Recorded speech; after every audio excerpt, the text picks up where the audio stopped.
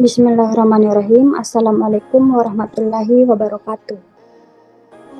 Waalaikumsalam. Pertama-tama, marilah kita panjatkan puji syukur atas kehadirat Allah Subhanahu wa Ta'ala yang telah memberikan kami kesehatan sehingga kami bisa melakukan presentasi pada hari ini. Sebelum memulai presentasi, lebih baiknya saya perkenalkan anggota kelompok 3 terlebih dahulu. Yang pertama yaitu Sulimayati Abbas sebagai pemateri, dan yang kedua yaitu Ainun Mutmainnah atau saya sendiri sebagai moderator. Yang ketiga Reski Amalia Putri sebagai pemateri. Yang keempat Sira Nur Fahira sebagai pemateri.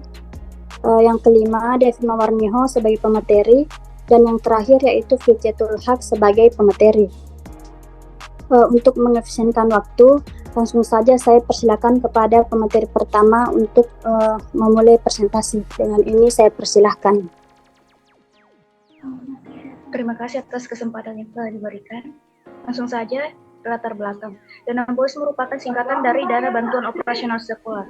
Program ini adalah program pemerintah Indonesia yang memberikan bantuan keuangan kepada sekolah-sekolah di seluruh Indonesia. Mengutip laman Direktorat Sekolah Dasar, Dana Bantuan Operasional Satuan Pendidikan atau biasa disebut dengan Dana BOS adalah dana alokasi khusus non-fisik untuk mendukung biaya operasional non-personalia bagi satuan pendidikan. Dana BOS diberikan kepada sekolah-sekolah baik yang dikelola oleh pemerintah maupun swasta. Nah, dana ini digunakan untuk biaya operasional seperti buku dan alat tulis serta keperluan lainnya seperti biaya listrik, air, dan perawatan gedung sekolah.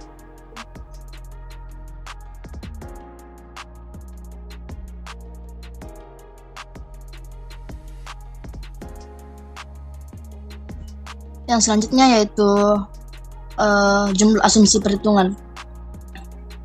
Untuk jumlah rombel MTS Kota Makassar itu ada 17 rombel yang terdiri dari 7 rombel kelas 7, 5 rombel untuk kelas 8, dan 5 rombel untuk kelas 9. Jumlah siswa per rombel itu ada 36 siswa. Maka jumlah seluruh siswa satu sekolah itu ada 612 orang. Kepala sekolah yaitu terdiri dari 1 orang. Jumlah wakil kepala sekolah itu ada 4 orang yang terdiri dari bidang kurikulum, bidang kesiswaan, bidang sarana dan prasarana, dan bidang kehumasan. Jumlah guru termasuk Kepsek dan Wakasek.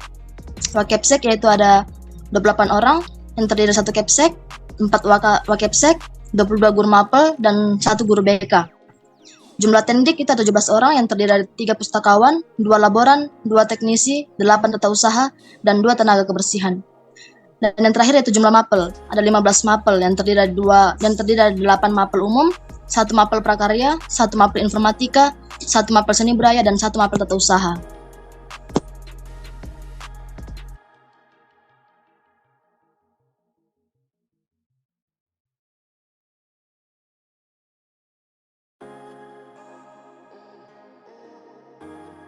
Selanjutnya yaitu hasil perhitungan. Yang pertama standar isi sebanyak Rp62.064.160. Kemudian yang kedua standar proses Rp58.288.000. Yang ketiga standar penilaian Rp62.125.593. Yang keempat standar kompetensi lulusan Rp26.335.000. Yang kelima standar pendidik dan tendik Rp7.230.000. Yang keenam standar sarpras Rp10.720.000. Yang ketujuh standar pengelolaan Rp35.849.000. Yang kedelapan standar pembiayaan Rp90.030.000. Total biaya hasil perhitungannya yaitu Rp352.641.753. Biaya per siswa Rp576.212.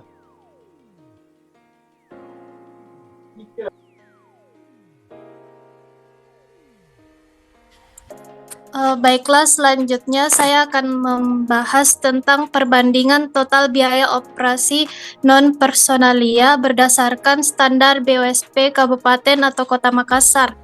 Yang pertama, standar isi sebesar 18%, kemudian standar proses sebesar 17%, selanjutnya standar penilaian sebesar 18%, standar kompetensi lulusan sebesar 7%, standar pendidik dan tendik sebesar 2%, standar sapras sebesar 3%, standar pengelolaan sebesar 10%, dan standar pembiayaan sebesar 26%. Baik, selanjutnya yaitu terkait kebutuhan dana tambahan BOS dan pendidikan gratis. Nah, berdasarkan yang telah dipaparkan sebelumnya, asumsi rata-rata sekolah yang dimasukkan pada tingkat MTS yaitu 17 rombel dengan 36 siswa per rombel, yang kemudian dihasilkan biaya operasional personalia sebesar Rp576.212 dikurangi dengan dana BOS dan dana pendidikan gratis, yang kemudian menghasilkan jumlah dana per siswa yang dibutuhkan yaitu sebesar Rp576.212. Nah, jumlah siswa yang telah ditentukan sebelumnya yaitu sebesar 612 orang siswa dari 17 rombel, yang kemudian dihasilkan dana total yaitu sebesar Rp352.641.744. Jadi itu tadi penjelasan dari kami. Saya kembalikan ke moderator. Itulah tadi presentasi dari kelompok 3. Selanjutnya kami membuka sesi tanya jawab. Bagi teman-teman yang ingin mengajukan pertanyaan, silakan mengaktifkan mikrofonnya. Izin moderator. Saya persilakan kepada Dea Ayunda untuk mengajukan pertanyaan. Baik, terima kasih atas kesempatan yang diberikan. Di sini perkenalkan, saya Dea Ayunda dari kelompok 2 penganggaran. Pertanyaan saya, apa peran komite sekolah dalam pengelolaan dana BOS? Terima kasih. Terima kasih. Jika ada lagi, kami persilahkan.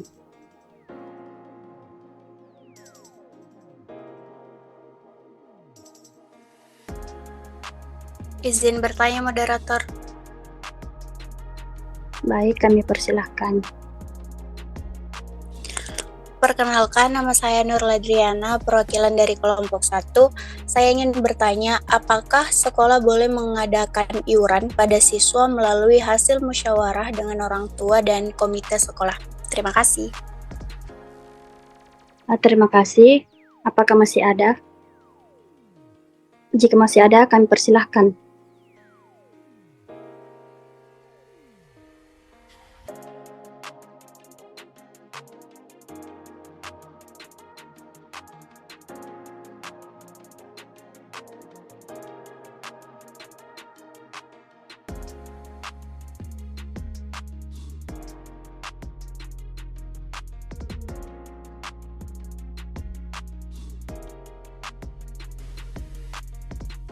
Izin moderator.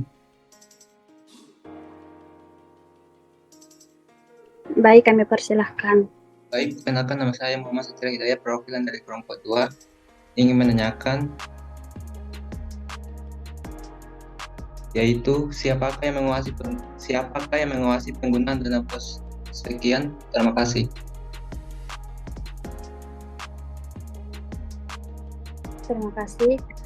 Izinkan berikan waktu untuk mendiskusikan jawaban dari pertanyaan teman-teman. Baik, saya persilakan kepada Saudari Sulmiati Abbas untuk menjawab pertanyaan dari Nurul Adriana. Baik, terima kasih atas kesempatan yang telah diberikan kepada saya. Jadi tadi itu pertanyaannya, apakah sekolah boleh mengadakan iuran pada siswa melalui hasil musyawarah dengan orang tua dan komite sekolah? Jadi jawabannya yaitu berdasarkan pedoman dalam BOS, bahwa program BOS tidak menghalangi masyarakat memberikan sumbangan sukarela untuk kemajuan sekolah. Sumbangan ini bersifat tidak mengikat menurut jumlah, waktu, dan tidak ada intimidasi kepada orang tua siswa yang tidak menyumbang. Jadi itu saja dari saya kembalikan ke moderator. Itulah tadi jawaban dari kelompok kami. Bagaimana dengan Saudari Nurul Adriana? Terima kasih atas jawaban yang telah diberikan. Jawabannya sudah jelas, saya terima. Terima kasih. Selanjutnya pertanyaan dari Saudari Dea Ayunda akan dijawab oleh Saudari Reski Amalia Putri. Dengan ini saya persilahkan.